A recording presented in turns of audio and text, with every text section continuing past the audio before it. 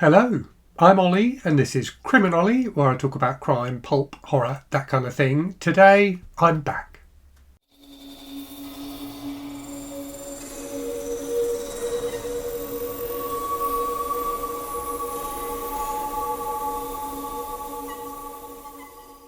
So this is my first proper video for a while. You may have seen the post I put up on my community tab. So I've been suffering from what I can only describe as like really horrific levels of anxiety recently, which, touch wood, seem to be improving now. I'm on some medication from the doctor and I do feel like I'm getting better. So I thought I would try and make a video again and see how it goes. This will not be a kind of one of my normal style of videos. I'm going to use this just to talk a little bit about what I've been reading recently, and then to talk about my plans for the channel over the next week or two as I hopefully get back to normal and start uploading content regularly again. But before I do any of that, I just wanted to say a huge thank you to everyone out there for kind of sticking with me while I've had this little bit of a hiatus from uploading content, and also for all the messages that people sent either via like email or messages on Instagram or comments on my posts and videos here.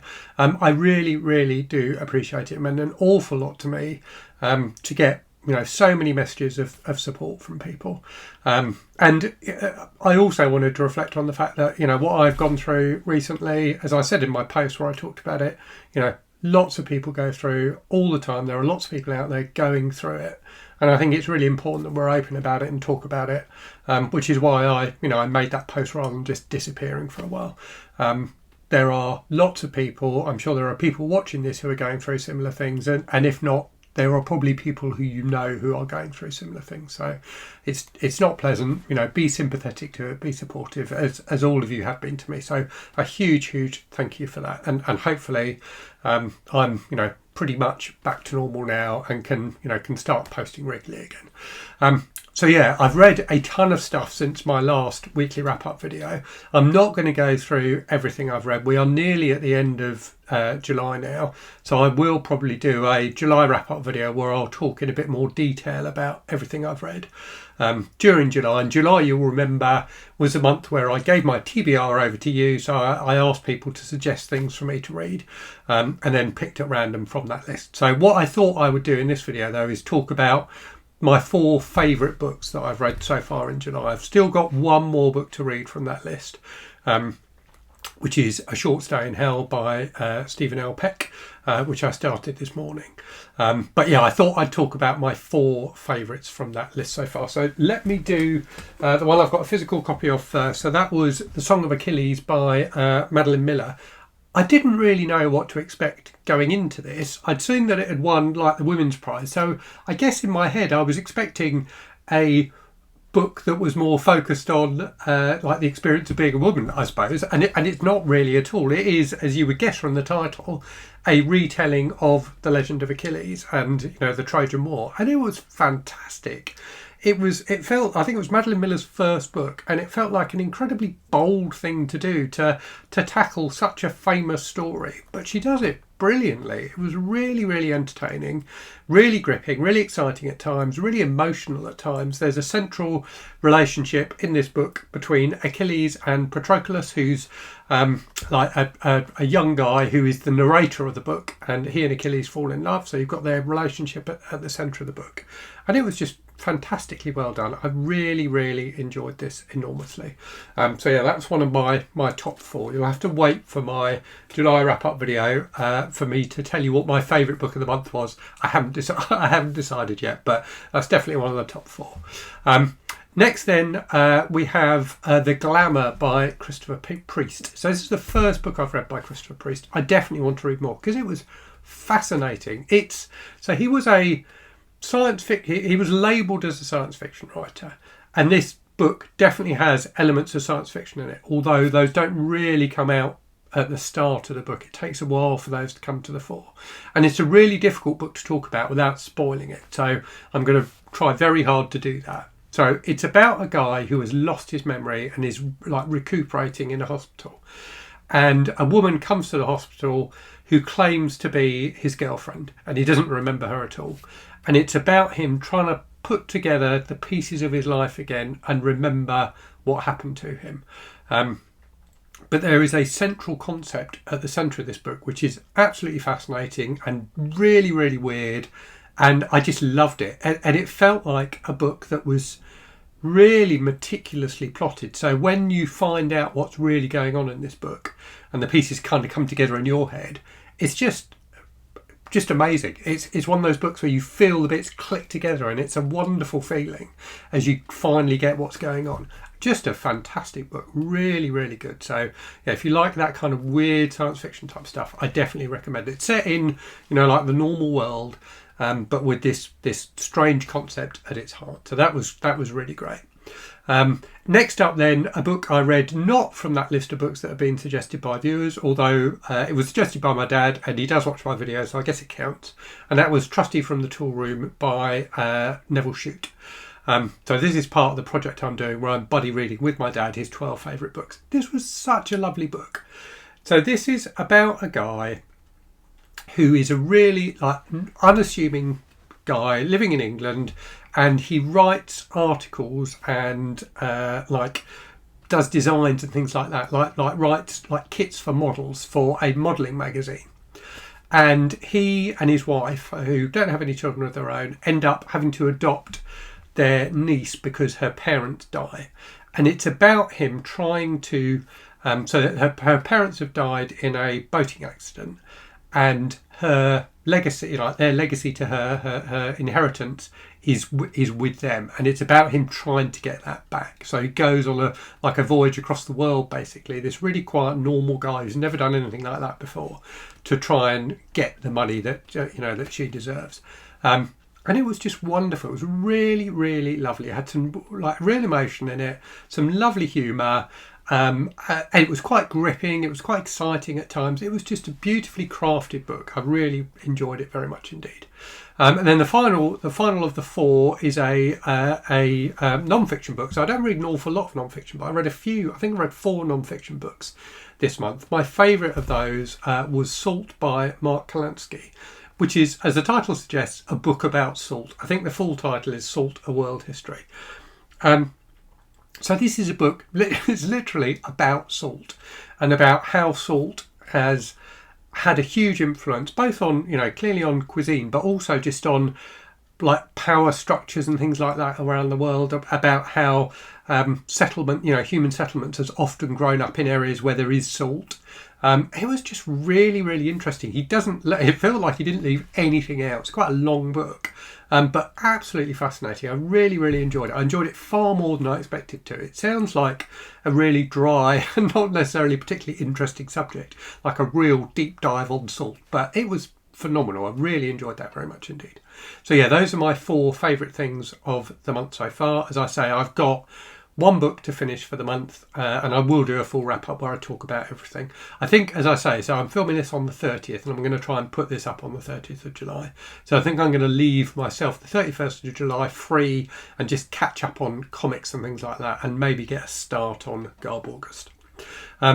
So let's talk quickly about Garb August. So Garb August starts, so my annual reading event celebrating the joy of trashy books, starts on the 1st of August. Now, normally I do what I term a Happy Garb August video, where I go out to my viewers and ask them to submit clips of themselves saying Happy Garb August. I did do that in my Garb August announcement video. A very few people have sent in those clips, but because of what's been going on with me, I just haven't had the mental capacity to push that message more, to get more people to submit clips, and also to film a clip of my own, which requires a bit of thought, because I normally try and make those quite funny and engaging, and I just haven't had the brain space to do that at all. So if you are one of the people who submitted a clip, thank you so much, but I'm afraid I won't be doing that video this year.